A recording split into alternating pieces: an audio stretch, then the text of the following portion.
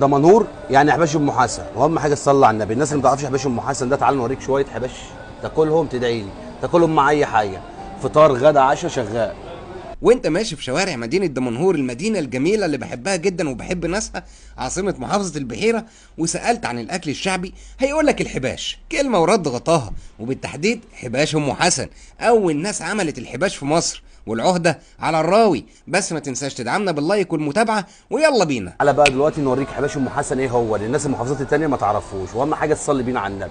عندنا هنا طماطم مبشوره وهنزلنا عليه بقدونس، طماطم مبشوره وبقدونس، هنحط عليها شويه ملح، بهارات، كمون، شويه شطه كده عشان تبقى حرشه معاك كده وتاكل. ده الحباش البودره، ده حباش ام حسن البودره الخام اللي ناس كتير ما تعرفوش. ده عباره عن شويه توابل بمجموعه خاصه بينا احنا، طالع بالمنظر الجميل ده، الهرم الرابع في الاكلات الشعبيه. بالمنظر ده. يعني دي توابل سرية؟ دي توابل سريه وخلطه خاصه بينا احنا فقط. ماشي. هنا يا باشا هتنزل بقى ايه بالطحينه الحمراء، وصلي بينا على النبي عليه الصلاة والسلام. انزل كده بالجمال ده، شايف الجمال والحلاوه دي طبعا. ونقلب جميع المكونات دي كده بالراحه مع بعضينا كده. مفيده جدا لاطفالنا ومفيده جدا لاخواتنا المسيحيين لو هم صايمين، ما فيهاش حاجه تفطرهم.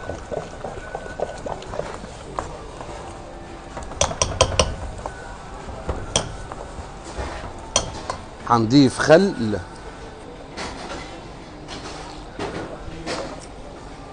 فلفل اخضر، فلفل احمر ده اختياري برضو، فص التوم وده الاساسي اللي هيخليك تاكل يا باشا. وهنديها ليمونه. الصلاه على النبي. كل ما هنحط طحينه كل ما هيديني تيست قوي. مش هننسى شويه الزيت حار البلدي الحلوين، قلب بقى كده. بص انزل كده معايا وصلي على النبي عليه الصلاة والسلام. ما شاء الله. شكلها تشهي. ملحيه جوز الطيب عشان تعدل مزاج المزاج كده.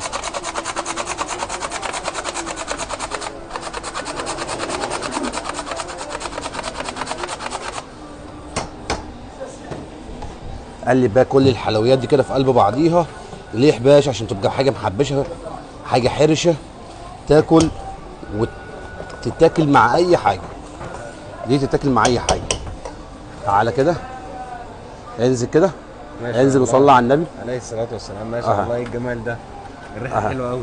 ريحته جميله وطعمه اجمد. بص بقى يا باشا، انزل كده وصلي على النبي الصلاة والسلام. زيت حار ده؟ زيت حار. بص الطحينه الحمراء بالروقان ده، شويه البقدونس. تعالى بقى ندوق احلى حباش ام حسن. بص انزل. الصلاة على النبي. ده يتاكل بقى مع ايه؟ مع فول وطعميه، يتاكل مع جبنه، يتاكل بسم الله كده. ما شاء الله. استنى انت رحت الجمال فين؟ ده يا عم؟ رحت فين يا عم؟ كلته بره؟ ابدا والله. تعال خد اللقمه الكبيره دي. بص شوف الجمال ده.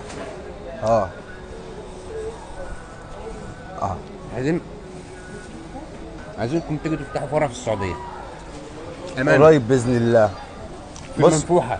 بص ميزته يتاكل مع اي حاجه، والله طعمه مفيد حلو قوي جدا لاخواتنا المسيحيين اللي هم صايمين، للاطفال داخله. بص حاجه يعني لو كلت منه كتير ما يتعبكش، خلاف الفول والطعميه. مش حامي خالص. لا مش حامي معاك. انت عايز شطه زود له شطه زي ما انت عايز. ممكن تضيف جنزبيل فريش، ممكن تضيف مثلا حاجات كده كلها حاجات شعبيه، حاجه جميله طبيعيه تاكلها تفيدك ما تضركش. خلاف الفول والطعميه لو كلت منه يتعب رجليك يجيب لك النقرس ده. لا ده بقى بص مع سمك مشوي شغال، فراخ مشويه شغال، يعني كفته شغال اساسي، عامل بورما برام شغال، عامل ورقه لحمه بصينيه بالبطاطس شغال، عامل بقى انت فول حلاوته بقى بتحبه اني مع فول بتخديعه، بطاطس محمره، الشغل الرايق الشعبي الجميل، بطاطس محمره، فول بتخديعه، الحباش، حزبتين الجرجير، كله وادعي لي. شغل عالي، شغل عالي من الاخر.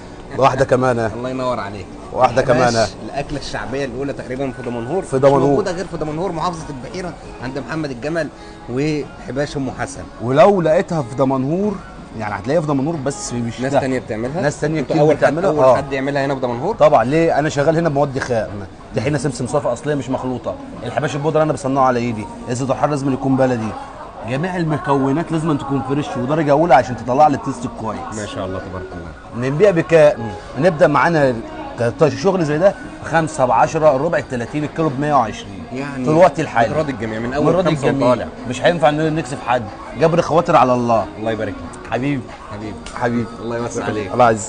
شكرا جزيلا. ما تنساش تضغط اللايك وتعمل متابعه عشان خاطر الراجل الجميل ده.